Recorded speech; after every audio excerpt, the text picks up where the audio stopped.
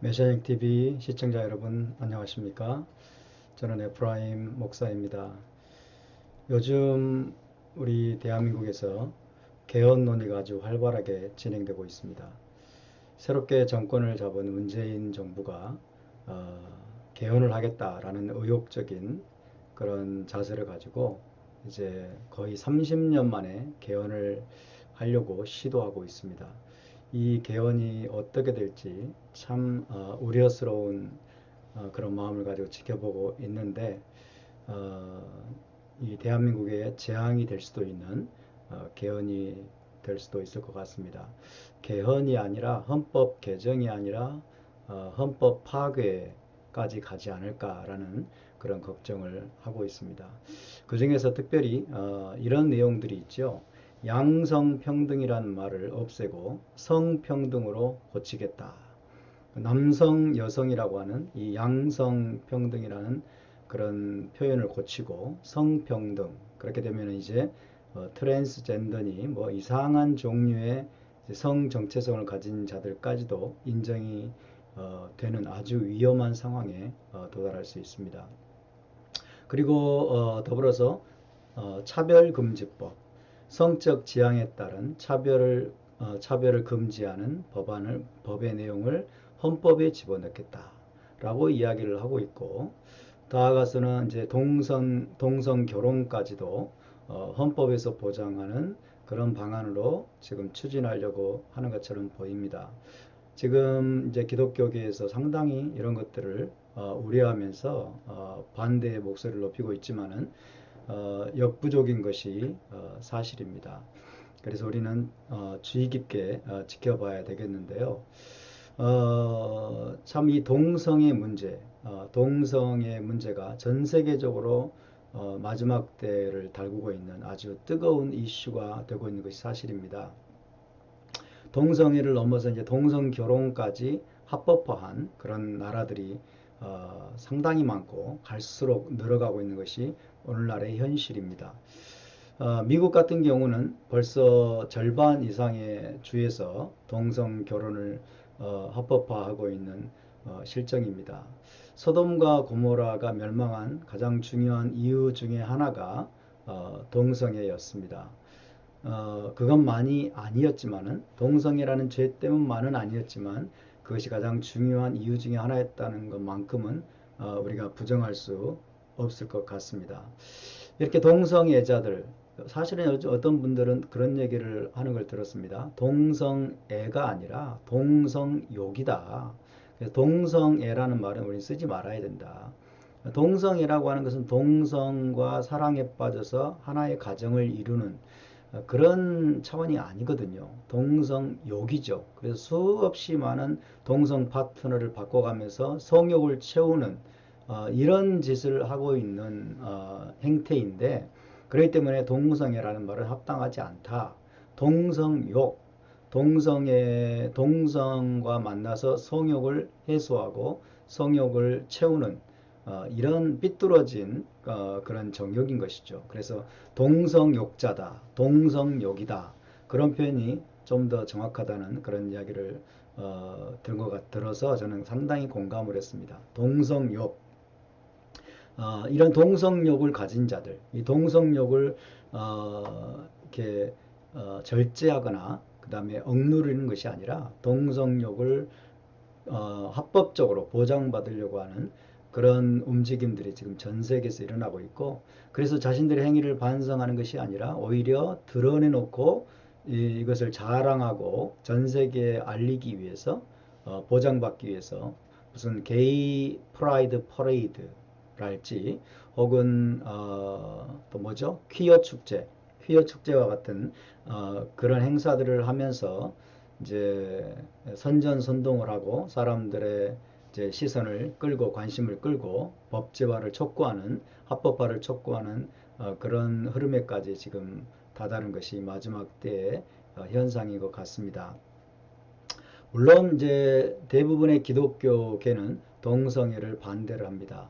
동성애를 반대하고 동성 결혼도 반대를 합니다. 일부 좌경화된 소위 리버럴하다고 하는 그런 신학자들과 목회자들 진보주의적이라고 하는 신학자들, 목회자들이 동성애를 이제 찬성을 하고 심지어 동성 결혼까지도 옹호하는 그런 흐름이 있긴 합니다만은 그래도 대부분의 기독교인들, 그 다음에 목회자들 이런 분들은 동성애를 분명하게 동성애에 대한 반대 입장을 표명을 합니다. 그들이 동성애에 대한 반대 입장을 표명하는 이유는 굉장히 명확하죠. 성경에 나와 있다는 이유 때문에 그렇습니다. 성경에 하나님이 분명히 동성애는 죄라고 말씀하셨고 동성애를 행하는 자는 죽여라 라고 말씀하셨기 때문에 우리는 어떠한 일이 있어도 동성애를 용인할 수 없고 동성 결혼을 합법화해서는 안 된다 라고 강력하게 반대 운동을 하고 있는 것이 현실입니다. 참 바람직하다라고 생각이 듭니다. 그러나 성경에 나와 있다. 성경에 나와 있다라는 이유를 가지고 동성애를 반대하는 그 이유에 대해서 또 반대 의견도 만만치 않습니다. 자, 동성애에 대한 말씀이 성경 어디에 나와 있을까요? 한번 보겠습니다. 자, 먼저 여기 아니고 먼저 레이기 18장 22절에 이런 말씀이 있습니다.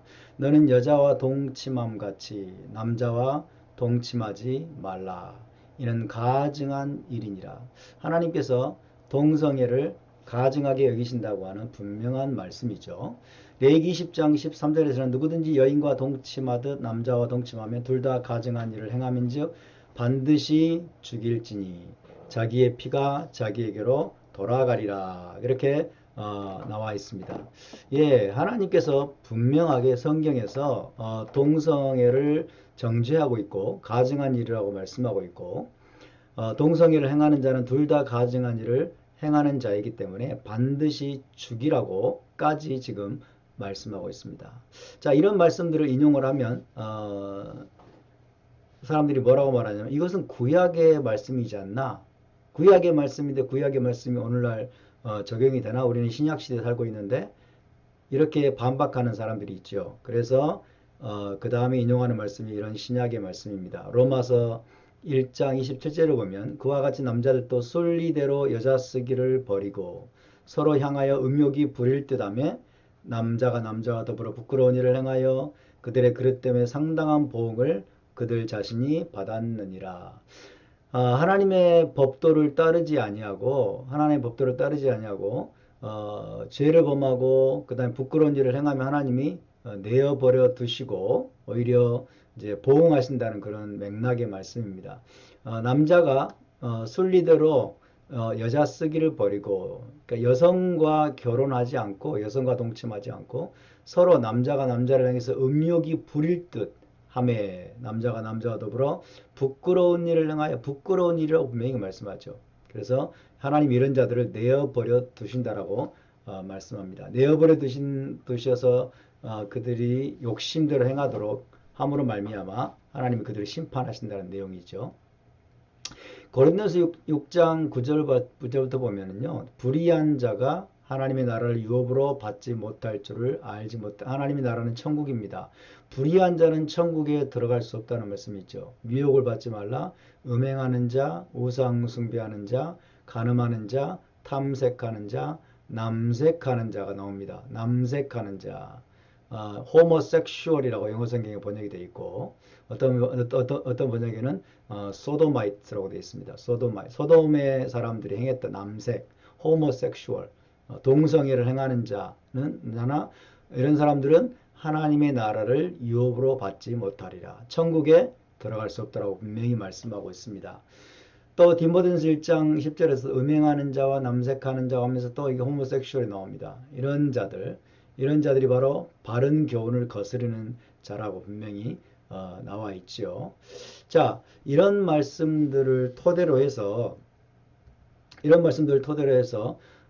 동성애를 금지하는 것은 분명히 성경에서 하나님이 금지하신 것이다. 이것은 비성경적인 것이고 이것은 부도덕한 행위이기 때문에 우리는 동성애를 찬성할 수 없다라고 기독교계에서 그렇게 반대 운동을 합니다. 이런 반대에 대해서 자유주의적인 해석을 하는 그런 신학자들과 크리스찬들은 이제 뭐라고 말하냐면 동성애에 대한 반대는 당시의 시대에만 적용되는 것이었다. 당시의 시대에만, 고대 시대에만 적용되는 특수한 상황에서 하나님이 그렇게 말씀하신 것이지 그것이 오늘날에까지 적용되는 것은 아니다. 라고 이야기하면서 이들이 뭐라고 말하냐면요. 그러면 당신들 레위기 11장에 나오는 음식법 다 지킬 것이냐? 이렇게 물어봅니다. 음식법이라는 게 무엇이죠? 돼지 같은 그런 것들을 먹지 말라고 말씀하셨죠. 굽이 갈라지고, 그 다음에 되새김질을 하지 않는, 굽이 갈라지지 않고, 되새김질을 하지 않는, 동물은 먹지 말라고 말씀하셨고, 그 다음에, 물고기 같은 경우는 이제 비늘이 있고, 그리고 지느러미가 있는 물고기만을 먹도록 되어 있습니다. 자, 이런 말씀, 하나님의 명령, 이런 것들까지 지킬 것이냐? 라고 이제 레위기 11장을 들고 나와서 반박을 하게 되죠. 레위기 11장에 동성애 금지를 지킨다고 하면 레위기 11장의 음식법도 지킬 것이냐? 라고 이야기를 하면서 반박을 합니다. 그럴 때 이제 우리 동성애를 금지하는 분들은 말문이 막힙니다. 그리고 대답할 말을 잃어버리게 되죠. 그렇게 공세관 가운데서 이제 가지고 나오는 이론이 뭐냐면요. 의식법과 민법과 그리고 도덕법으로 구분하는 이론입니다. 토라, 율법을 이 세 가지로 구분하는 것이죠. 토라는 율법은 의식법, 민법, 그리고 도덕법으로 구분할 수가 있는데 의식법은 십자가로 말미암아 폐해졌고 예수 그리스도의 십자가로 폐해졌고 민법은 고대 시대 때 이스라엘에게 주신 사회법, 이스라엘 나라에게 주신 사회법이고 민법인데 이 사회법, 민법은 지금 각 나라의 헌법이나 법률로 들어가 있다. 그리고 세 번째로 도덕법은 더욱더 강화되고 도덕법은 영원한 것이다. 라고 이렇게 이야기를 하면서 의식법은 십자가로 폐해졌기 때문에 의식법은 지킬 필요가 없는 것이다. 그러나 동성애는 도덕법에 들어가는 것이기 때문에 동성애는 더욱더 강력하게 지켜야 되는 것이고 이것은 영원한 하나님의 법도다라고 이야기를 합니다. 그러나 그래서 이 레위기 11장의 음식법과 그 다음에 희생제사법 이런 것들은 의식법이라고 이야기하기 때문에 이제 음식법을 우리가 지킬 필요는 없지만은 그러나 동성애 금지는 반드시 지켜야 된다라는 것이 이제 우리 기독교계의 설명인데 참 궁색한 설명입니다. 그리고 어떤 성경적 지지도 받을 수 없는 설명입니다. 일견 들으면 그럴싸해 보이지만은 기독교의 관점에서 보면 그럴싸해 보이지만은 그러나 성경을 편향된 마음 없이 성경을 어떤 신학적인 전제도 없이 바라보는 사람들이 받아들이기에는 상당히 힘든 그런 이론입니다. 하나님께서는 토라를 주실 때 의식법, 민법, 도덕법을 구분해서 주지 않으셨습니다. 하나님께는 그런 구분이 없습니다. 자, 이것은 여기까지는 의식법이고 여기까지는 민법이고 여기까지는 도덕법이다. 라고 하나님이 구별해서 주신 적이 없다는 것입니다. 그러면 한번 물어보겠습니다. 자, 우상을 숭배하지 말라 라고 하는 것은 의식법일까요? 도덕법일까요? 우상을 만들지 말고 우상을 숭배하지 말라는 계명은 의식법입니까? 도덕법입니까? 제가 볼 때는 굳이 나누자면 의식법에 가까운 것 같아요. 우상이라고 하는 존재를 만들고 거기에 엎드려 절을 하고 하는 것들이 의식에 가깝지 않습니까? 종교의식? 그러니까 의식법에 가깝다라고 보여지는데 굳이 분류하자면 그러면 이것은 도덕법이 아니기 때문에 우상을 제조하지 말고 우상에게 절하지 말라는 이 의식법은 폐해진 것으로 봐야 될까요? 또 한 가지 예를 들어보겠습니다. 예를 들면 11조 명령입니다. 11조. 소득의 10분의 1을 하나님께 드려라 라고 하는 이 10계명의 명령은 의식법입니까? 도덕법입니까? 의식법에 가까운 명령이 아닙니까? 도덕법이라기보다도. 그런데 오늘날 목회자들은 자기 자신이 만든 이론조차도 지금 뒤집고 있는 것이죠. 자기 자신들이 신봉하는 그 의식법, 민법, 도덕법의 이 3분법의 기준에 따르면 의식법에 가까운 11조는 들여서는 안 됩니다. 도덕법이 아니기 때문에. 그런데도 이들은 11조를 철저하게 지키도록 그렇게 가르치고 있는 것이 오늘날의 현실입니다. 자, 이런 것들만 봐도 의식법은 십자가로 폐해졌고 그 다음에 도덕법은 영원하다라고 하는 이론은 맞지 않는 것이고 이것은 성경적인 지지를 받을 수 없는 것이라는 것을 우리가 분명하게 알 수 있습니다. 자, 이 말씀을 다음의 말씀을 좀 보시면 레위기 19장 3절에 이런 말씀이 있습니다. 너희 각 사람은 부모를 경외하고 나의 안식일을 지키라. 나는 너희의 하나님 여호와이니라. 너희는 헛된 것들에게 향하지 말라. 나는 너희를 위하여 신상들을 부어 만들지 말라. 나는 너희 하나님 여호와이니라. 자, 여기를 보시면 부모를 경외하라는 것은 도덕법이죠. 분명히. 그렇죠? 모두가 동의할 것입니다. 부모를 경외하고. 도덕법인데 나의 안식일을 지키라.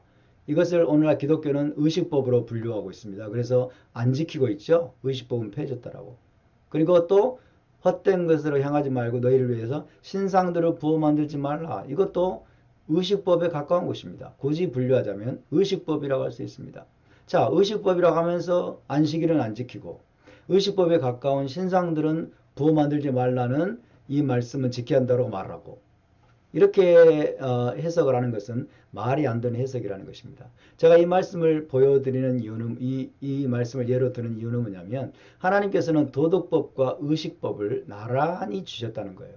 도덕법과 의식법을 엄밀하게 구별해서 주신 것이 아니라 도덕법을 주시면서 의식법을 주시고 의식법을 주시면서 도덕법을 주시고 이렇게 하나님은 의식법, 도덕법을 따로따로 구분해서 주신 적이 없다는 것입니다. 그래서 우리는 이것을 깊이 생각해야 됩니다. 여러분, 하나님은 다시 말씀드리지만 의식법과 민법과 도덕법을 구분해서 주지 않으셨습니다. 그래서 의식법은 내 아들 예수가 장차 와서 십자가를 질 터인데 십자가로 말미암아 의식법은 폐해질 것이니까 그 십자가 사건 전까지만 너희가 열심히 지켜라. 그리고 민법은 각 나라의 법률과 헌법으로 들어갈 거니까 그때 그대로 이제 행하면 되는 것이고 도덕법은 그러나 영원하다. 도덕법은 시대를 초월해서 내가 철저하게 지켜야 된다. 하나님은 이렇게 말씀하신 적이 없다는 것입니다. 하나님의 관점에서는 모든 것이 하나님의 명령입니다. 하나님의 명령이고 규례이고 법도이고 우리가 반드시 지켜 순종해야 될 왕의 명령입니다. 하나님은 특별히 제사장 레위 제사장법도 그렇고 그 다음에 여호와의 일곱 절기 안식일과 그 다음에 여호와의 일곱 절기에 대해서 뭐라고 말씀하셨냐면 영원한 규례라고 말씀하셨습니다. 영원한 규례.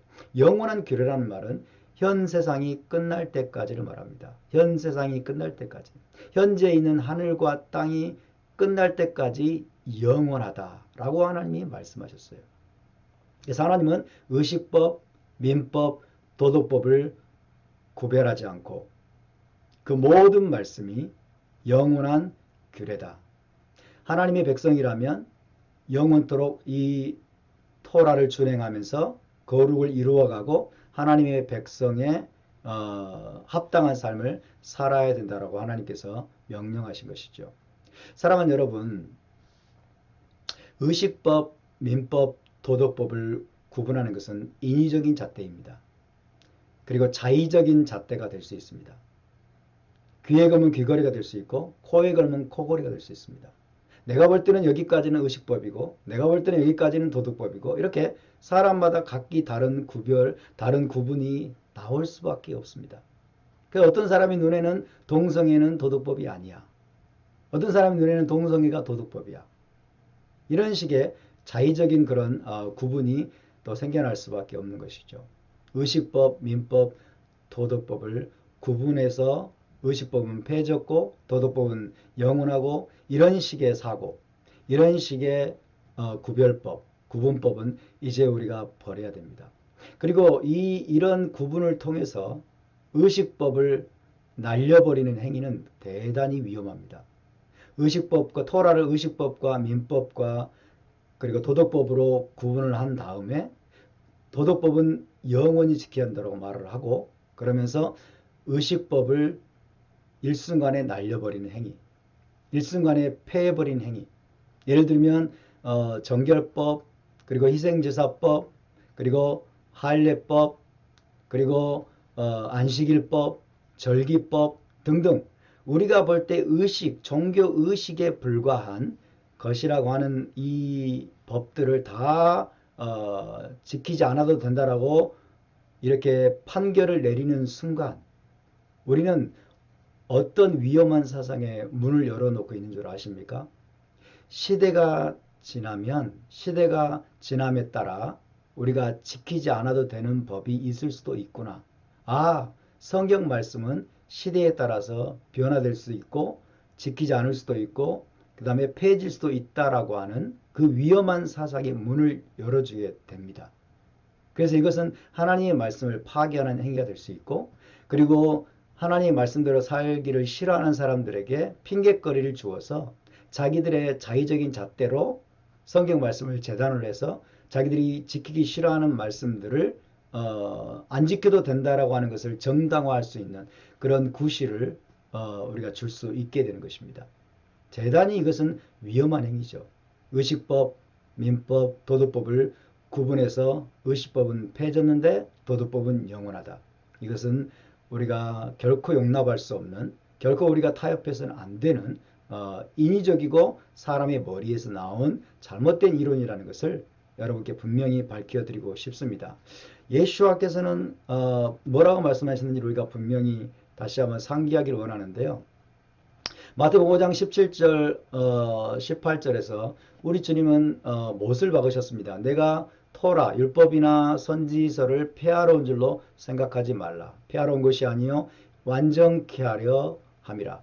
진실로 너에게 이르노니 천지가 없어지기 전에는 토라의 1.1획도 결코 없어지지 아니하고 다 이루리라. 계속해서 다 이루어 갈 것이라고 우리 주님께서 분명히 못을 박으셨습니다. 사랑하는 여러분, 하나님의 토라를 파괴하는 것이 세상의 역사입니다. 지금 세상은 부지런히 하나님의 토라를 파괴하고 있습니다. 그런데 이 세상이 하나님의 토라를 파괴하는 일에 기독교가 동조하고 하나님의 백성들이 동조해 왔습니다. 율법은 폐해졌다. 십자가로 율법은 폐해졌고 이제 우리는 율법 아래 있지 않다. 율법은 우리와 무관하다. 율법은 유대인들에게만 주신 것이다. 율법은 의식법, 민법, 도덕법으로 나뉠 수 있는데 민법은 영원하지만 의식법은 십자가로 폐해졌다. 그래서 우리는 의식법을 지킬 필요가 없다. 음식법은 의식법이지만 음식법과 희생제사법은 의식법으로서 우리가 이제 더 이상 지킬 필요가 없지만 그러나 동성애 금지법은 도덕법이기 때문에 이것은 결코 이 시대에도 변함이 없이 우리가 타협 없이 지켜야 된다. 라고 하는 이 가르침은 비성경적인 것입니다. 동성애법 못지않게 음식법도 폐해지지 않았습니다. 희생제사법도 폐해지지 않았습니다. 토라의 1.1획도 폐해질 수 없습니다. 왜요? 하나님의 영원한 말씀이기 때문입니다. 그래서 오늘은 토라를 의식법, 민법, 도덕법으로 구분을 해서 의식법을 폐하고 도덕법은 영원하다고 하는 주장이 얼마나 위험한 것인지에 대해서 여러분과 함께 나누어 보았습니다. 만약에 우리가 의식법, 민법, 도덕법으로 구분하는 이 이론을 던져버리고 예수와께서 하신 말씀 그대로 토라의 1.1획도 천지가 없어지기 전에는 폐해질 수 없다는 이 말씀을 붙들고 우리가 토라의 모든 말씀을 순종하면서 토라의 모든 말씀을 순종하면서 거룩의 삶을 살아야 된다. 라고 하는 그런 성경적인 믿음을 우리가 갖게 되고 고수하게 된다면 동성애자들에게 훨씬 더 강력한 무기를 가질 수 있게 될 것입니다. 동성애를 지지하고 심지어 동성 결혼까지 합법화하려고 하는 그런 흐름에 우리가 더 강력한 그런 무기를 가지고 싸울 수 있는 그런 동력을 얻게 될 것이라고 믿습니다. 네, 오늘 여기까지 나누고 다음 시간에 또 찾아뵙겠습니다. 감사드립니다. 레이트라웃.